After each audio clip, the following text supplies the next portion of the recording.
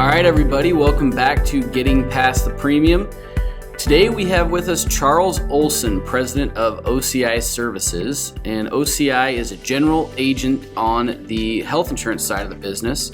So he has a unique perspective in working with a lot of different agencies, agency owners, different risk advisors, producers, and so it'll be a fun conversation today on his perspective and how we can get to being more of an advisor for our clients and change the way our clients think.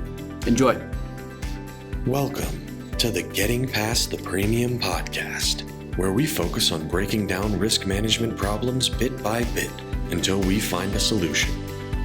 If you would like to discuss anything you hear on GPP with us, please reach out using the links in the description. Enjoy today's episode. Welcome, dude. Thanks for coming on. Yeah, glad to be here. Absolutely, you provided beer. I can go just about anywhere when that's the case. So. That's true. Yeah, so we do have a couple beers, got a little whiskey. We put a sign up, and you drove by, and we're like, shoot. I just walked in, I'm like, where's the beer? Yeah, free Coors. You got to film a podcast, though. Yeah, that's right. Well, we'll figure it out. Yeah, let's talk. Yeah, there we go. Let's go. So, Noah, thanks for coming on, dude. I think it's going to be a good conversation with your perspective on the industry as a whole, kind of what you guys do. You work with a lot of different companies and agencies, and then we're going to get into kind of an interesting conversation around some culture stuff, and got a lot planned, right? Yeah. So maybe start out, you give your kind of background, who you guys are, your background personally for everybody listening, and we'll jump into it. All right. Well, I was born. No, I'm just kidding. I was like going way back. All right, here we go. Yeah. So tell me a little about yourself, Yeah, Charles. let's just go all the way back. And we're done. No, I guess my background in insurance started in 2002 when I graduated college. I actually got my insurance license while I was in college. Lifer. And, right, I was like, oh, that's what I want to do. No, actually what it was is my father had been in insurance for a long time. I'd seen how successful he was, and quite frankly, I had seen how available he was. That was the most intriguing part. It wasn't the income. It wasn't anything else. I was like, his flexibility and schedule, and I mean, because he was always at all my events, all that stuff. Like, I think that's important. I mean, obviously, I wouldn't know when I was in college, right? What am I going to do with my free time? Drink beer. I saw that, and so I decided to get my insurance license. Went to work for Mutual of Omaha right away. They had a great training program, so got to go through that. So really focused on just sitting down with families across the kitchen table. A lot of late night appointments after the kids go to bed. So you're sitting there talking to the client, the dog's on your lap, like, doing things that you're like, get away. Yeah. But so started there, and then at the same time, Mutual of Omaha decided that they were getting out of health insurance. So they used to do health insurance. Actually, they got out.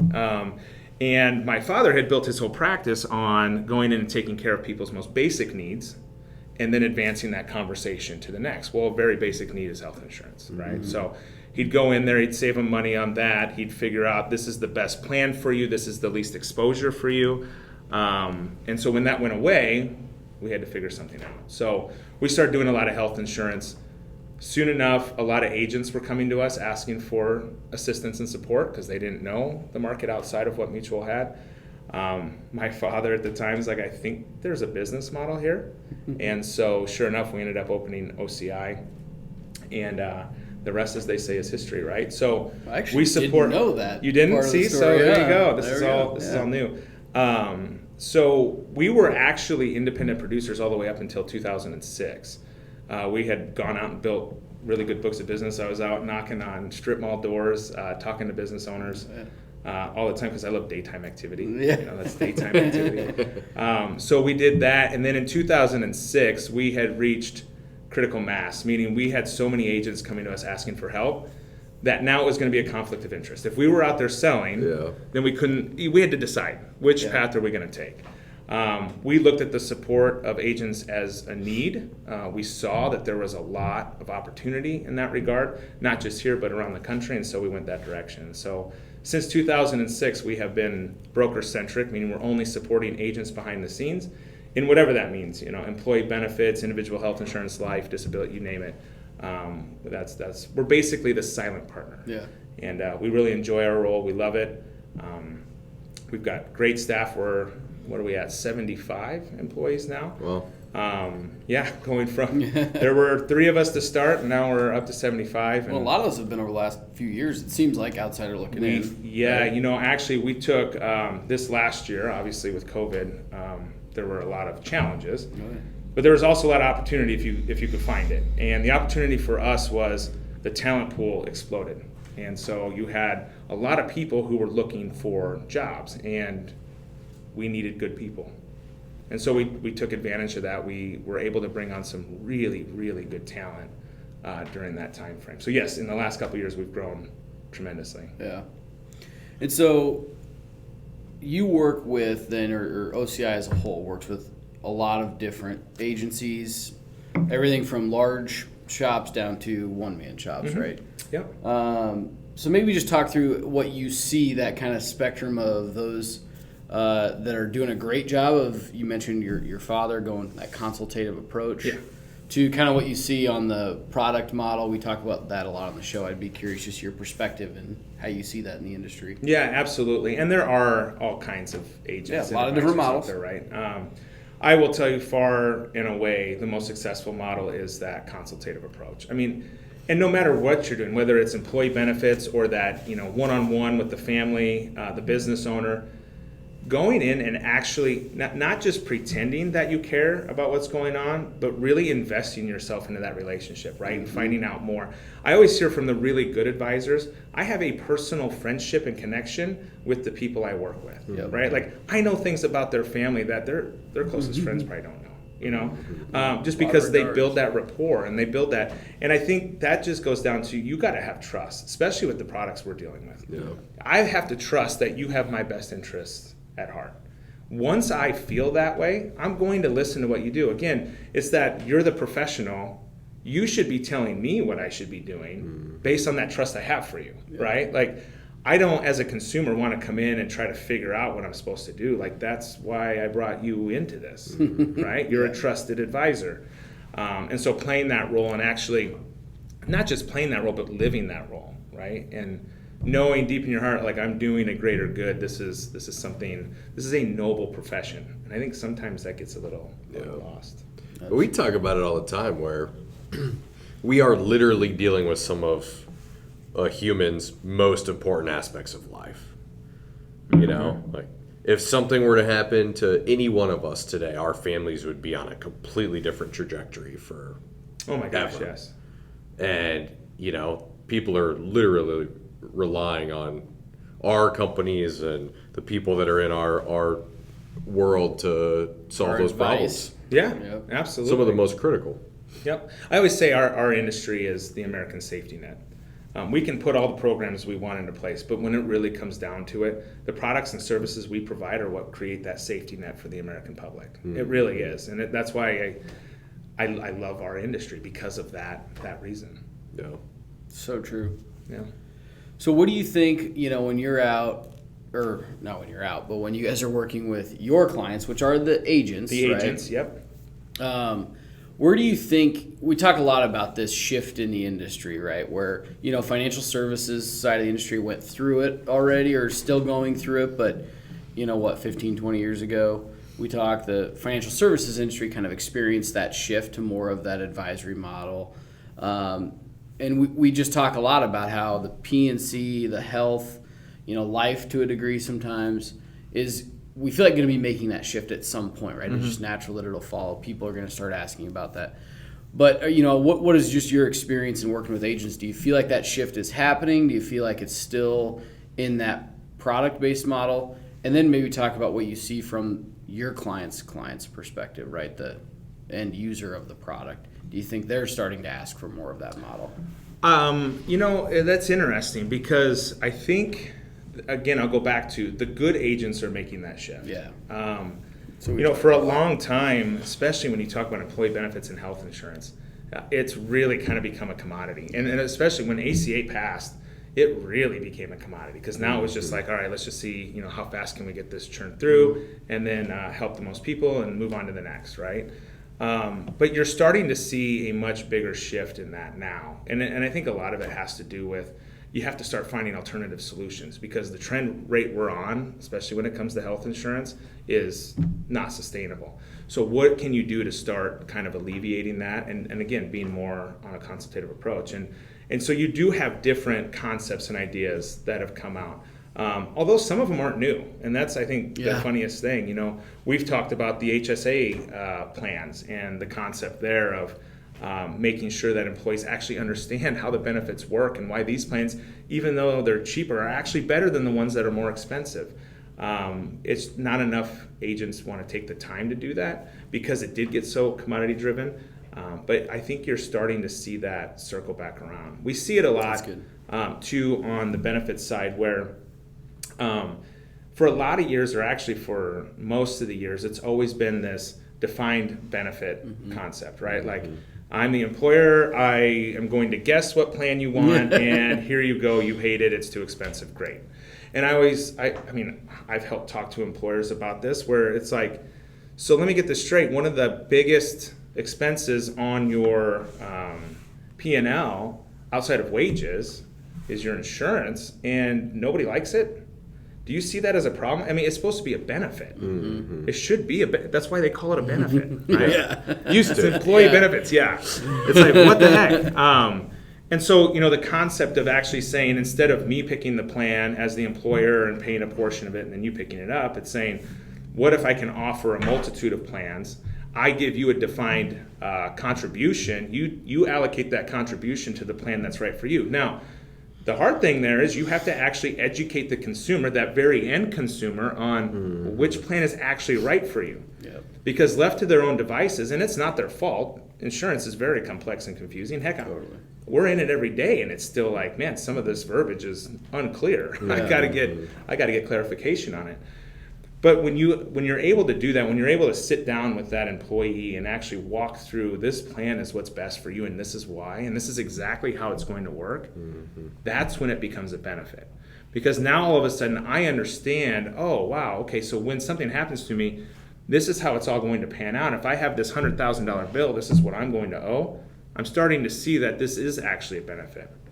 See, otherwise all they see it at is an expense.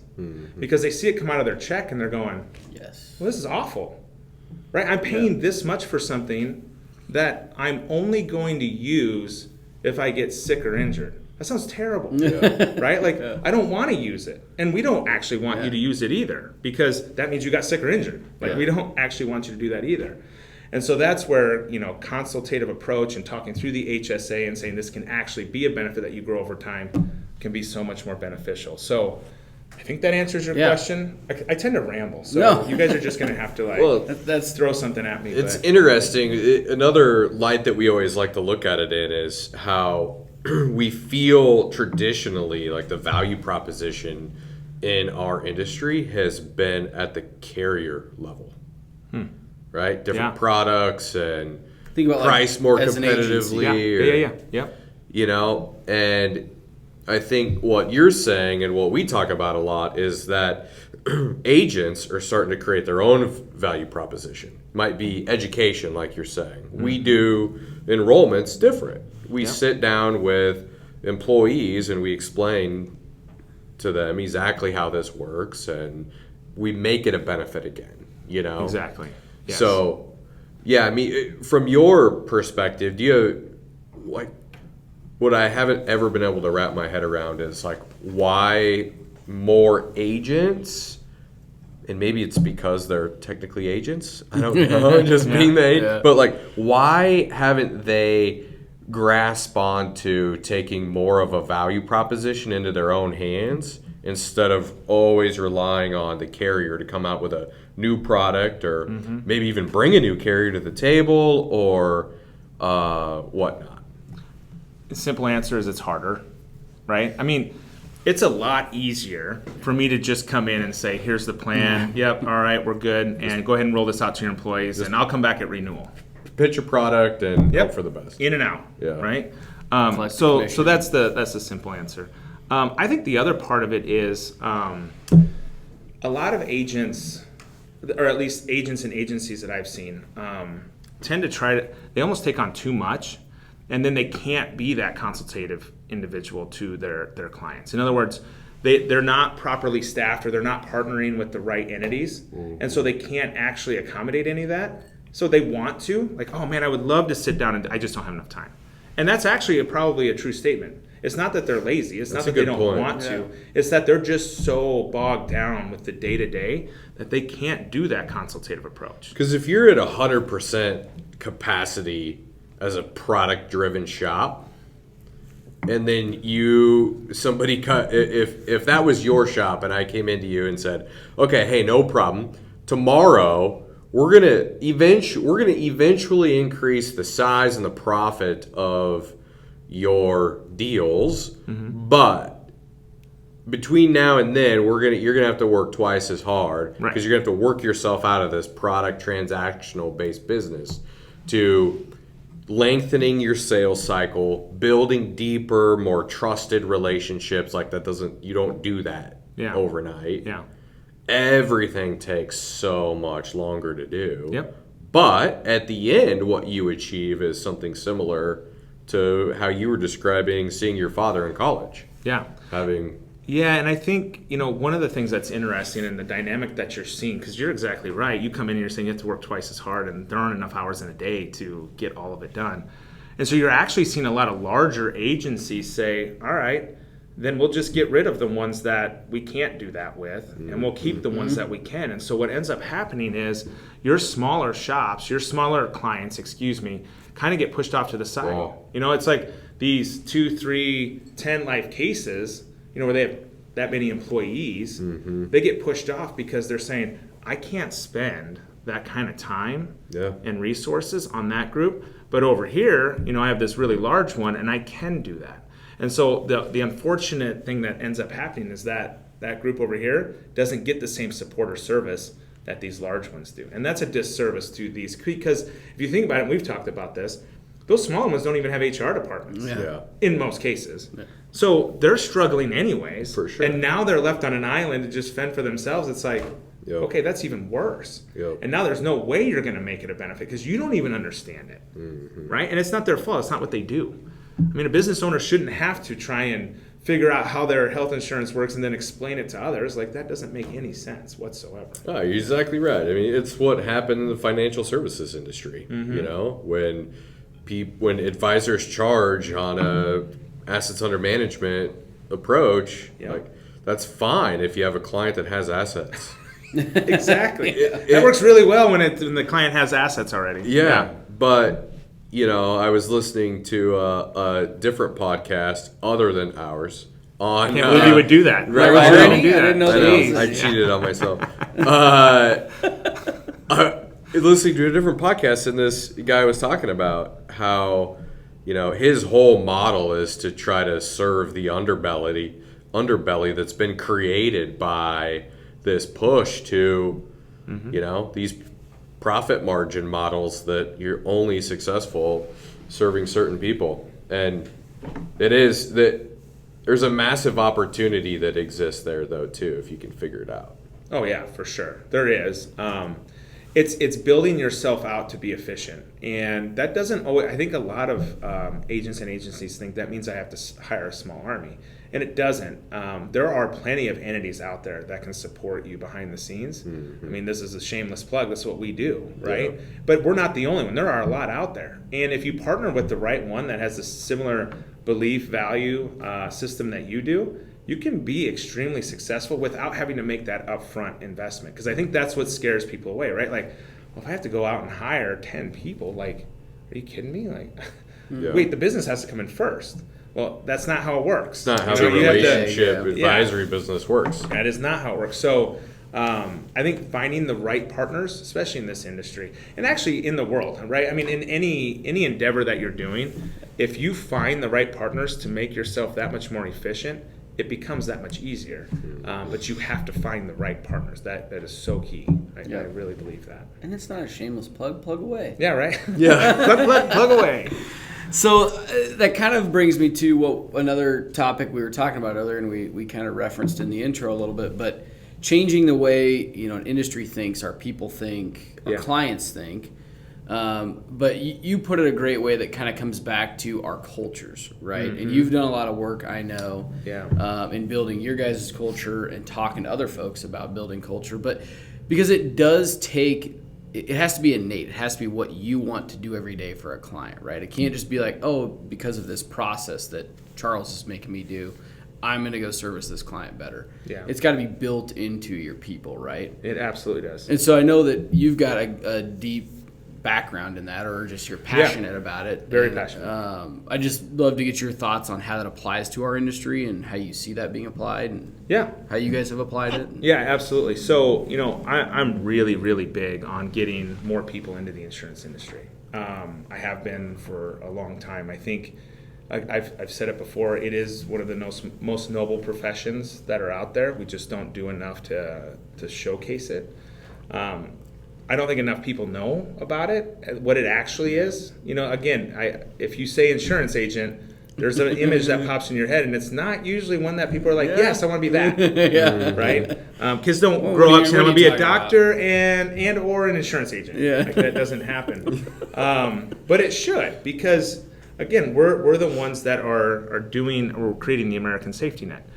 But internally, so how do we combat that, right? And it has to start somewhere. And one of the things that we do on a regular basis, and actually I think this applies to any industry, right? So this isn't unique to insurance, but we've had a lot of success with it, is hiring the right people. I think sometimes we get way too caught up on skill sets. Yeah. It's really easy. Like, ooh, you're proven in this area. Like, I could really use that. That would be really, really beneficial. And then you get them in and you're like, that was a disaster. Yeah. But why was it a disaster, right? And that's what we had to do a lot of self-reflection on. And so, when we're looking at bringing people in, again, I need them to have a high level of service. They need to be service-minded, right?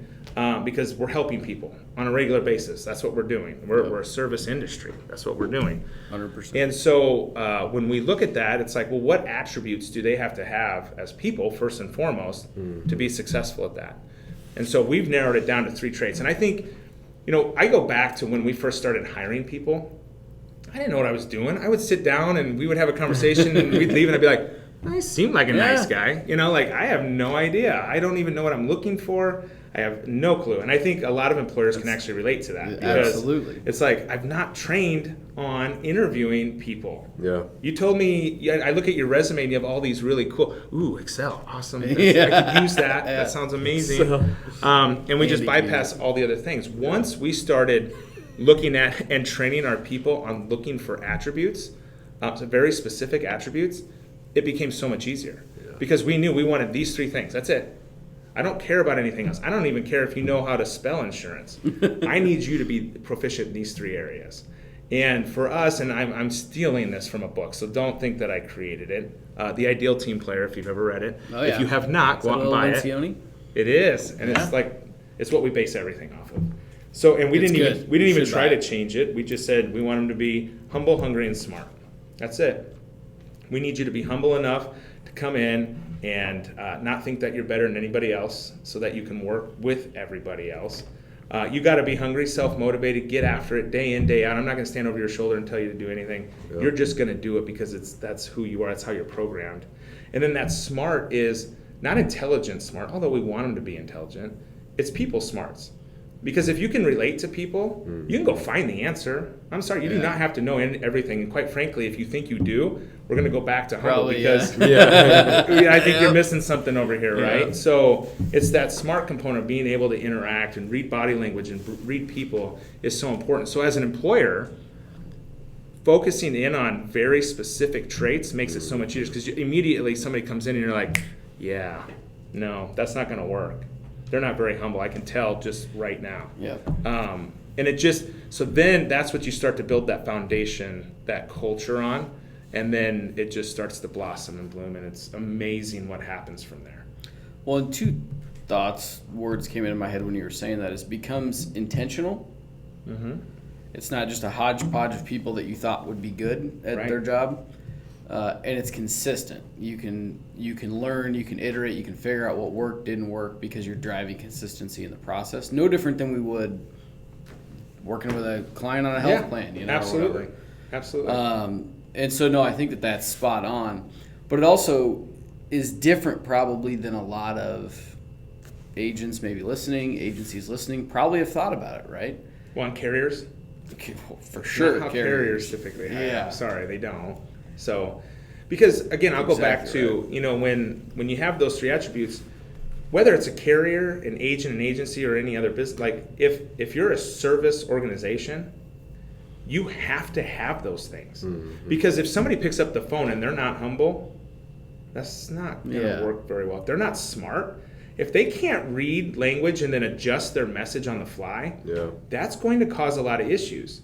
And that actually ends up causing you business. Mm-hmm. And that's what people, I don't think, again, we get so caught up on the skill sets. It's like, but that person doesn't know how to talk to anybody. And now you're going to start losing business right out the back door. Or your reputation suffers because of it, right? Because people calling in and trying to get service or support are like, I don't even want to call them anymore. So tell us an example of a time it didn't go great. Like, how did you overcome it, and how did you come back and say, you know what, guys, you get the decision makers in a room and say, this is the path that we're going down. Here's how we need to narrow it down to these three traits. Yeah, so early on, I do remember bringing somebody in, and in very short order, we realized they had little to no smarts. In other words, they couldn't adjust their messaging. It was like, no, I'm just going to plow through it. And we've all been there, right? Like, you're like embarrassed for them. You know, you're listening to them talking, like, they have no idea how they're coming across. This is not comfortable for anybody right now. And so once we realized that, we had to let them go. I mean, it actually only lasted like, I want to say 60 days. We have a 60-day probationary period anyways. And it's like, that's not going to work. And once that happens enough times, which it did happen a handful of times, it really kind of makes you take a step back, because it's very expensive to hire the wrong people. Totally. Right? The training, everything that goes into it. And so you sit down and you're like, we need to reevaluate what we're doing. Like, this is happening way too often. Why is it happening? And sitting down and mapping that out, like, okay, you know what, this person, actually the last couple were super awkward. How do we alleviate awkward, right? So you start coming up with what didn't work and kind of laying that out there, and then trying to figure out, okay, so what counteracts that? And figuring out, bringing them in. And again, I'll go back to, in the insurance industry, there's not enough of that, right? We're not trying to bring the right people. In fact, I don't know, obviously you guys are on a slightly different side. I mean, I deal with health insurance carriers nonstop. But it's like they just poach from each other.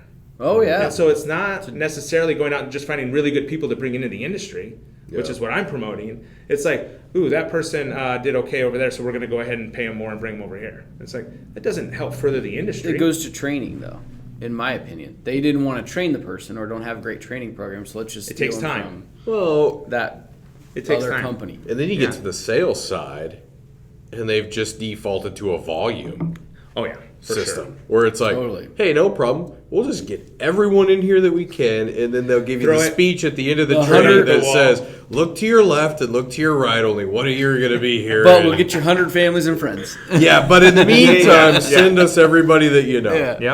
Yep. Oh, and that property's ours. Thanks. Thanks for trying. And that's unfortunate. You're right. I think because it takes time. You get the right person in and they don't have any background. They're not an instant. I mean, it's not like, ready, set, go. You have to work with them, and you have to figure out, okay, like, how do we train you, and where do you need the training, and all that. And so it is more cumbersome, but it's much like when we're saying the consultative approach to advising is, it's so worth it. If you just put the time in up front, just like with a client, if you put that time in up front, it's so much more rewarding in the end and lucrative. I mean, it really is. Do you guys find you hire more people inside the industry or outside? Way more outside. In fact, we rarely hire anybody inside. Well, it's when you're in a different model, it's hard to retrain some of those attributes that you may not want.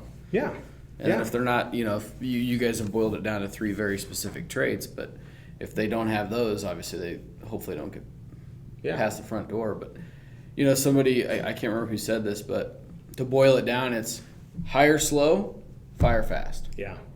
And you get, and that sounds crass, fire fast, but at the end of the day, if somebody's not going to be successful in their position, none of us are doing any service in keeping that person in that position. They're not happy, we're not happy. Yeah. We need to do everything we can to make sure that they're not going to be successful, and do everything we can to make them successful. But it needs to be that, like you said, you have a 60-day probationary period or whatever. We need to think through that. And then the hire slow piece is what you're talking about. Yeah. That is the most important piece. Yeah. You're going to miss, though, right? I mean, absolutely. At some point. But I want to touch on something you said, because I think as leaders of an organization, again, no matter what you're in, there comes times when you have to have a difficult conversation with somebody. Mm-hmm. And it's easy to talk yourself out of it. It's easy to say, this will be okay. This too shall pass. And it never does, number one. No. So you think it will, but it will actually only get 100 times worse. And I remember reading, I wish I could remember what it was in, but they talked about when it's time to have that difficult conversation with an employee or even a coworker, and you think about yourself, and you have this head speak of, oh man, this is going to be so hard for me. Like, quit thinking of yourself, because it's actually a disservice to that individual if you don't say something. Mm-hmm. We internalize it so much and say, it's about me, when in reality, it isn't at all. It's about them, and you have to bring it up, because otherwise, how can they get better? Well, that's just it. And as a leader, they might not, you have to understand it. They're not going to understand it today. Mm-hmm. They will. That's an excellent point, yeah. At some point. That's not going to be today, when they got to, they got to go home and tell it to their family, and they're going to be embarrassed, and everybody's going to ask them what's going on, and they might not have the words to explain and all that kind of stuff. But, you're right. You know it, and if you know it, you're doing a disservice to everyone involved if you're not being proactive. Yeah. Walk me through your 60-day probation period. I thought that was I was curious when you said that. It's kind of like a free look period, and that's how we explain it to people that come on. It's, hey, you know what, we're going to have you come on, we're going to get you trained up, we're going to have you work in the department, work with your peers, and at the end of 60 days, it could be us deciding it doesn't work, or it could be you. I mean, quite frankly, you could have somebody come in and they're like, oh man, I didn't really know exactly what this is, and this is not what I want to do. Mm-hmm. Okay, then you get to walk away. And so we set it up that way intentionally, like, hey, this is like a get to know you even better period, right? Like, no hard feelings if at the end of 60 days it doesn't work. But we're very upfront about that, because I think it's only fair that, hey, we hope you choose to make this a career. Yeah. Mm-hmm. So we don't want you to come in here and be disgruntled and upset. Life's too short. Yeah. If you come in here and this is what you decide you don't want to do, then let's talk about it. Maybe there's another department. Maybe there's somewhere else you can go. But do not stay in a job that you hate. Yeah. I just can't believe when people do that. Does it make your recruiting process on the front end harder, knowing that, in 60 days they're going to be reevaluated? No, actually, people really appreciate it. And I think it's the way we approach it, right? It's not just us making it. I could be like, if you're on 60 days of probation. At the end of 60 days, we're going to make a decision. Right. That sounds way different than, hey, we're going to have you come in for 60 days. We don't know you. You don't know us. We're going to get to know each other. Mm-hmm. We're going to decide if you're a good fit here, but you're also going to decide if you think you want to stay on board. Mm-hmm. So now it's this mutual decision of, we want to move forward together. Yeah. It's just, it's just in how the message is delivered, really. Totally. Well, it's interesting too that you say it that way, because the employee knows as well. Oh, absolutely. And so it gives them an opportunity. There's like that date that kind of says, hey, we're going to figure this out together, and if we're not there, we're not there, and that's okay. But they can be looking, they can be, whatnot. I'm pretty sure it's Zappos I read about, but it could be another company. No, it's Zappos. I know exactly what you're. Go ahead. They literally pay employees if they walk after 90 days, like $1,500 or something. Because they're what they say is it'll be a bigger detriment if you're here and you don't like it and you're not happy than if you just take the $1,500 or whatever and be on your way. Yep, absolutely. So we talked a lot about about a lot of books today too. If you haven't picked up Ray Dalio's Principles book, I have not. You should check it out. All right, I think it's on my list. I actually think it's thick, but it's that sounds great. It's Is it on worth it. audiobook? I don't know. You'd actually, it's not bad, and it also comes. He has an app, Okay. and so you can search Sections of it, or or applications, real life. You can be sitting there as a leader today and be like, what if this is happening in the organization? It'll take you to the principle that applies to that. that applies to that. And he's accumulated these over the course of his life. He breaks down, and kind of what we've modeled our internal system on is values of a person, abilities of a person, and then skills of a person. And making sure that those values are really dialed in. Yeah. And that the abilities somewhat exist, and then let us teach you the skill part. We can get to that part, right? Exactly. Absolutely. That's the easy part. As far as I'm concerned, that technical aspect, it's like, yeah. If you have everything else, you're gonna excel at that. That's not gonna be an issue. So. Yeah, it's a book that's made more for to go and reference, not necessarily read front to back.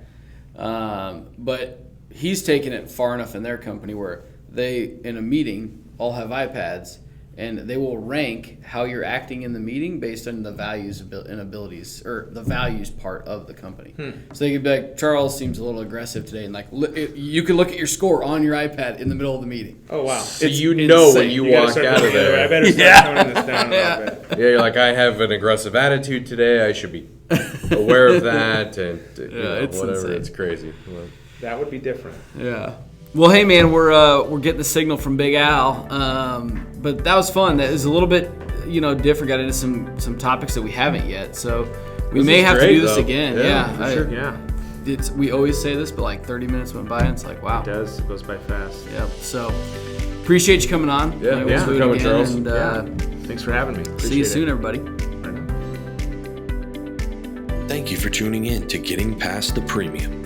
We are excited to continue breaking down barriers and finding solutions together. If you would like to reach out regarding anything you heard in today's episode, find links and contact info in the description. Until next time, have a great day, and let's continue getting past the premium.